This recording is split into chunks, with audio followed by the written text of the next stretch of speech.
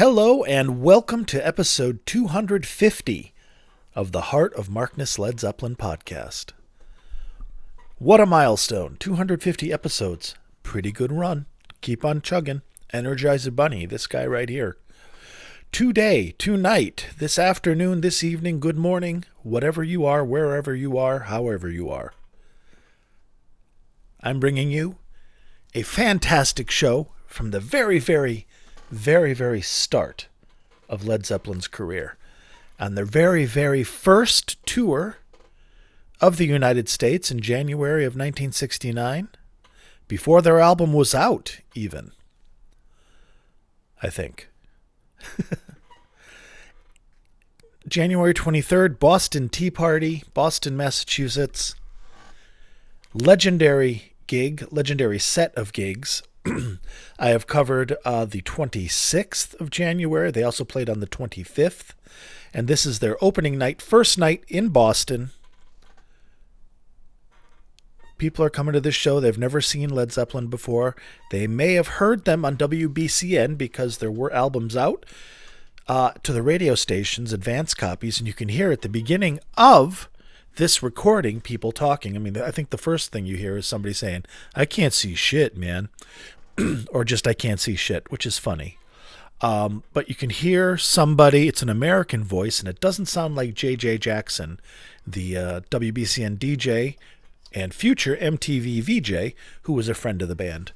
And at this show, it might be somebody from the venue, it might just be some fuck from WBCN. But you can hear him giving away promo copies of the album. Can you imagine getting a promo copy of Led Zeppelin 1 in January of 1969, seeing them for the first time because you've heard the buzz about them? Hey, you got to see this band, man. Holy shit, the guy from the Yardbirds has a band of fucking maniacs. It's like Cream times 10, and they're not assholes. Beautiful. So, okay, that's setting the stage. One other thing that I noticed on the 26th anyway is the 26th, I believe, is rumored to be the 4.5-hour show. The marathon where the crowd would not let them off stage and they played their set twice, played every song they know, etc. I don't think it's this night. I believe it's to be the 26th. But these guys are welcomed with open arms, and, by Dazed and Confused, the crowd are diehard Zepp fans. And this gig, if not this run of gigs, it might just be the Tea Party, it might be that 4.5-hour gig, but this is the rumored birthplace of headbanging. Led Zeppelin at the Boston Tea Party is reported to be the first recorded, documented headbanging occurrence of people in front of the stage just banging their fucking heads because they're just so... Ah! So yeah, good stuff. We're going to start it easy. Well, let me give you the set list. You will be able to get this for free, courtesy of my patrons, for free at heartofmarkness.com. You can get this entire recording, not just the songs that I play. This is an incomplete tape. It is the KRW_CO transfer, the best that we have for the moment, which is a second generation tape, but it's a reel-to-reel. And the lineage is the audience recording, reel-to-reel first gen, which is great, reel-to-reel second gen, which is also great, because reel-to-reel is the highest of fidelity at that point. So it's much better than having a second generation cassette from a first generation cassette from a master cassette. Going reel, or at least something reel, is much better for preserving the fidelity, and you can hear it. One other thing from this recording is it's a decent audience recording for the time, especially for the time. And any imbalance you hear is simply because Led Zeppelin were just starting out. They were traveling by like rented station wagon and cargo van kind of thing. They were not famous yet. They were not rich yet. They were still poor. I believe Robert and Bonzo were still sharing a hotel room at this time. So they didn't have a sound man. They didn't have a mixing desk. They had the instruments on the stage and whatever the house PA was, and Robert Plant was in charge of that, which is why there's lots of feedback in the vocals on these first things, because there isn't a sound guy. They have to deal with what they have, and with Robert being as loud and as high pitched as he was at that time, Banshee-like, feedback is a fucking given. So unless you're really on top of that, you're going to have feedback, which is why you have some feedback in this. And it is bass heavy because Jonesy was just pushing out more sound than Jimmy was, at least from where the microphones were. Still listenable. It's not as bad as the one last week, which was still awesome. I listened to that one a million times. If you haven't heard last week's from June 22nd, listen to it. That show is amazing. That recording is a much better recording than we had previously. Holy shit, and I think it's the best In My Time of Dying live I've ever heard. That was last week's, not this week's. Okay, here is the set list for this week. Remember, it's an incomplete tape. Train Kept a Rollin', I Can't Quit You, Baby, As Long as I Have You, with Fresh Garbage and Bags Groove included. Fresh Garbage being the Spirit song, Bags Groove being the Miles Davis tune from Kinda Blue, I think. That's the da-da-da-da-da-da-da-da-da. Dazed and Confused and You Shook Me. So, let's get into it. Let's start with Train Kept a Rollin'. You're hearing what they heard at this time when they're all just kind of sitting on the floor, milling around, waiting for the band to start. The band is on stage setting up their own shit. They're not rock gods yet, but they're on their way, and this is what people heard. Train Kept a Rollin'. Here we go. I can see shit.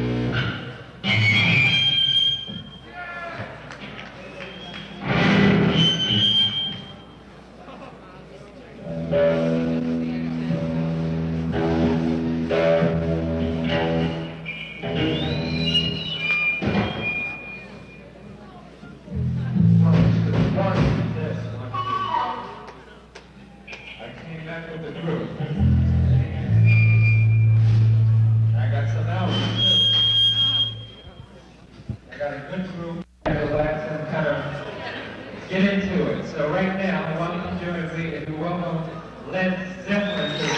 Come on.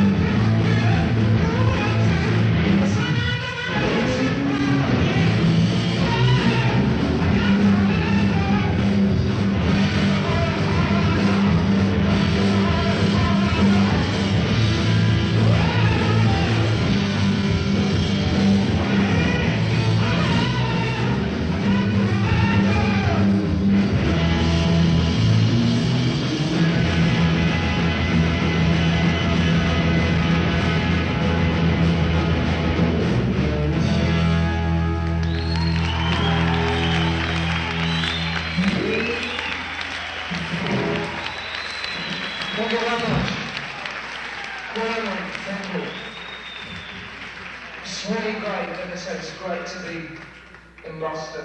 According to Jimmy, it's one of the best places he's ever played. So let's see what we can do. It's a bit of a funny sound coming out of the microphone. Anyway, we got this, I think right now in the shops, there's an album called Led Zeppelin. I don't know whether it's out yet, it seems to be. Is it out? You see, in one place it comes out one day, another place about 3 weeks later or something like that. Anyway, on this album we've tried to do a cross-section of everything that we got into. And we've included some blues because that's where it all comes from. Now, one of the tracks is I think from Otis Rush, while Jimmy changes a string, or rather replaces a string. This is a thing on an album which we got off Chicago, The Blues Today, or something like that. It's called, hang on a minute. It sounds really strange. It's like his master's voice, the record players with the big trumpets. I think I'll stick to the trumpet. I think I will. Right, what else? Anyway, when we got it together, we're gonna carry on the thing off the album called I Can't Quit You, Babe. Well, it was an executive decision to keep the chatter after the song, even though it was introducing a song I'm not playing. Foreshadowing. Because I like it that it's just conversational and not rock star conversational. Like, by the time we got to the Earl's Court time in 75, it was rock star conversational. This is, hey, I still have sweat stains from lugging the amps in onto the stage, even though it's January. I was talking to people. There are guys in the audience that I'm looking at 5 feet away from me that I have a familiarity with because I was chatting with them before. We're not famous yet. Here's who we are. Here's what we're doing. Let me tell you a little bit about ourselves. I'm Robert Plant. Bam. I love that. I love that colloquial feel. I don't know what the word would be.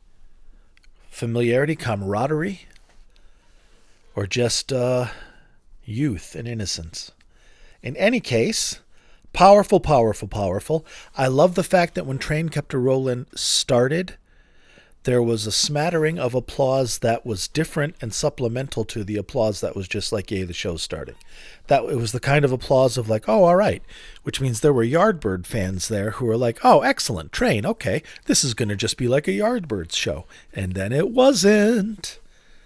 Amazing. These guys. All right, now we're going to jump into As Long as I Have You, which is a soul song or R&B song by Garnet Mims, which doesn't sound anything like the way our boys perform it.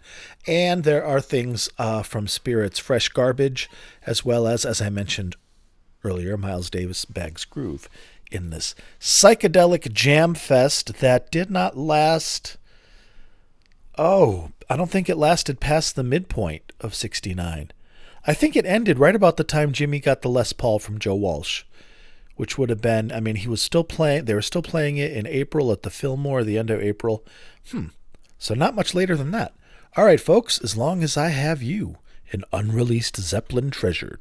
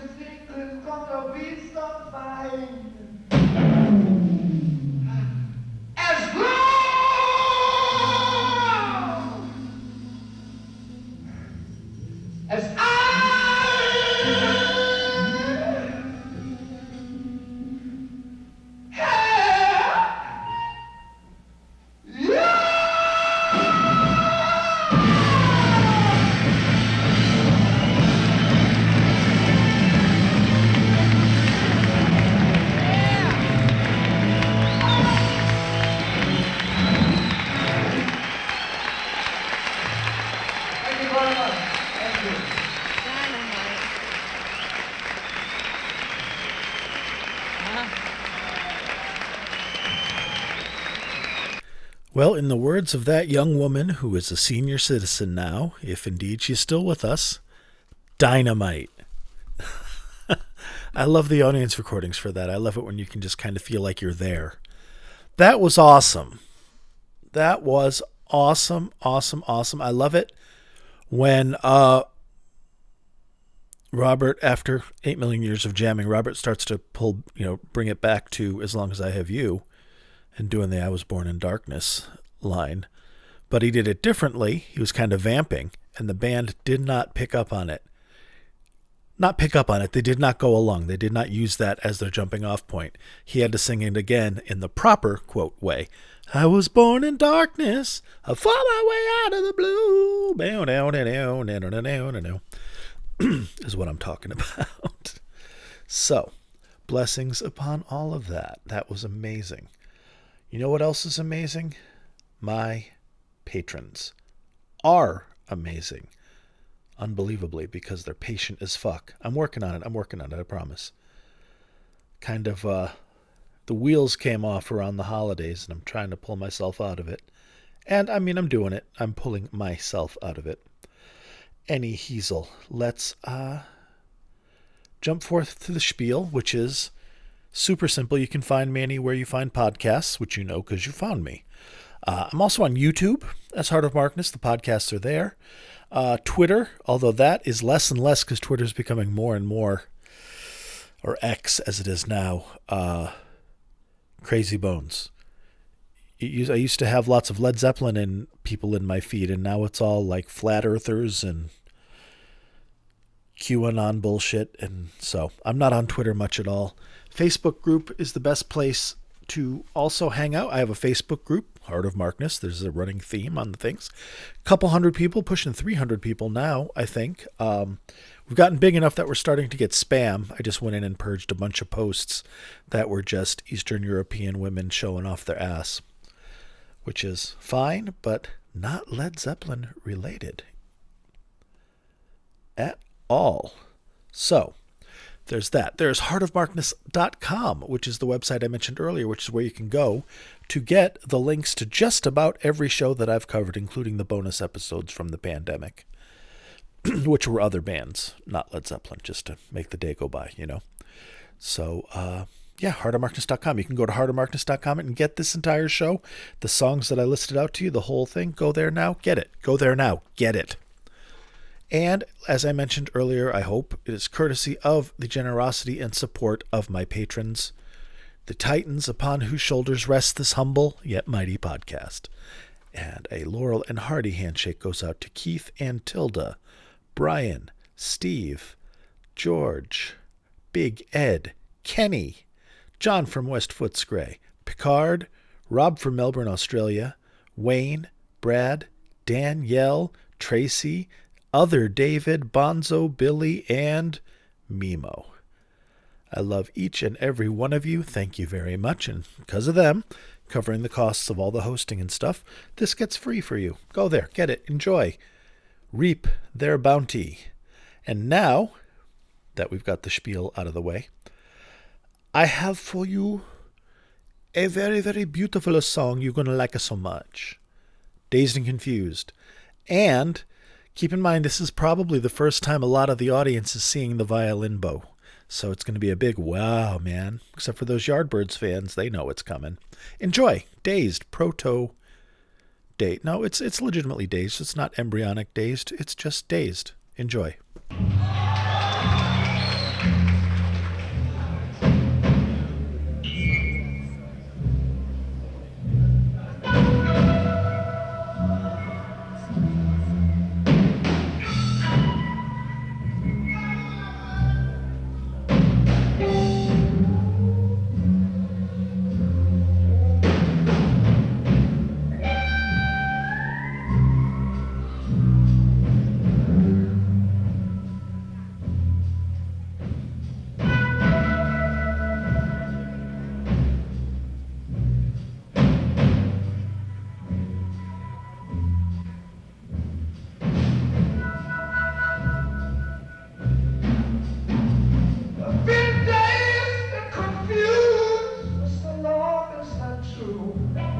What do you want?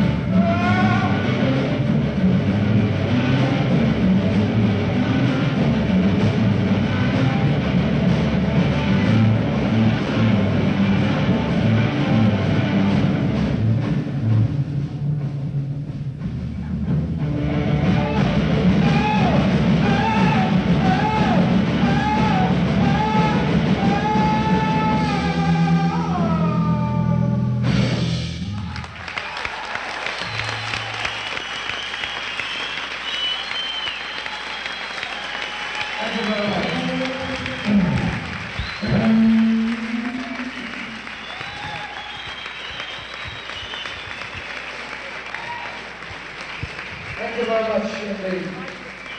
That was called Dazed and Confused. Whoever's operating the microphones, can you take a little bass off? Because it seems to be a bit more treble on it. Brilliant. Absolutely brilliant. I love it how he's like, that was called Dazed and Confused. Because he had to do that, because although it was a Led Zeppelin concert, it was everybody's first Led Zeppelin concert, so they didn't know the song. He wouldn't have to introduce the song like that for long, because, my God, they just shot to the heavens like a fucking bottle rocket. They kept touring, they kept grinding over and over. They did 1 million runs through the States. In 1969, they went back to Europe, did the UK several times, ran through everything to make a name for themselves, and each time they came, they were higher up. They went from and supporting act to Led Zeppelin, opening for to Led Zeppelin, co-headlining with to Led Zeppelin. That's it. Then they didn't have an opening act a lot of the time, just Led Zeppelin. Brilliant. God, I love this band. And I love you guys too. Thank you for listening. I am going to get this zipped up and posted up. Go to heartofmarkness.com and get this. There's a couple songs you haven't heard, or maybe one. Yeah, you didn't hear I Can't Quit You, and you didn't hear You Shook Me. Those deserve to be heard. They deserve a voice. So go there and get one.